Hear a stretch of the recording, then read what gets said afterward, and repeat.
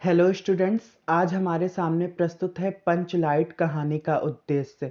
परीक्षा में आपको किसी कहानी के उद्देश्य का प्रश्न पूछेगा, जिसे करने के बाद आपको 5 अंक मिलेगा।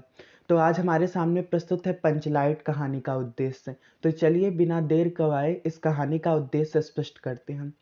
देखिए, उद्देश्य का अर्थ होता है कि इस कहानी के माध्यम से लेखक पाठकों को क्या बताना चाहते हैं। तो चलिए देखते हैं पंचलाइट कहानी के माध्यम से हमें क्या शिक्षा मिलती है, लेखक क्या बताना चाहते हैं। अब देखिए, इसके रचनाकार फणीश्वर नाथ रेणु जी हैं। तो आप उद्देश्य में लिखेंगे, फणीश्वर नाथ रेणु की कहानी पंचलाइट एक आंचलिक कहानी है। आंचलिक मतलब किसी प्रांत या क्षेत्र से संबंधित कहानी है। प्रस्तुत कहानी में लेखक ने ग्रामीण वातावरण का चित्रण करते हुए ग्रामवासियों के मनोविज्ञान की वास्तविक झलक प्रस्तुत की है।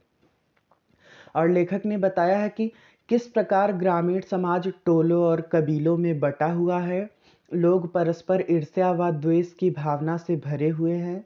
अंधविश्वास की जड़ें लोगों में गहरी हो गई हैं।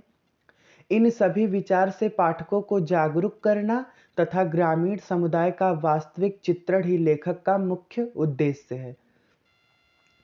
इस कहानी के माध्यम से लेखक ने ग्रामीण समुदाय की समस्याओं को उजागर करते हुए युवाओं में ग्राम सुधार की भावना को प्रेरित किया है। देखिए, यहाँ लेखक का दोहरा उद्देश्य है। उन्होंने पहले ग्रामवासियों के मनोविज्ञान को बताया, फिर इसी कहानी के माध्यम से आज के युवाओं में जो ग्राम व्यवस्था में जो कमी है उसमें सुधार करने की भावना को इन्होंने प्रेरित किया है। आगे आप लिख दीजिएगा, आवश्यकता किस प्रकार बड़े से बड़े रूढ़िवादी संस्कार और निषेध को अनावश्यक सिद्ध कर देती है। यही इस कहानी का केंद्रीय बिंदु है।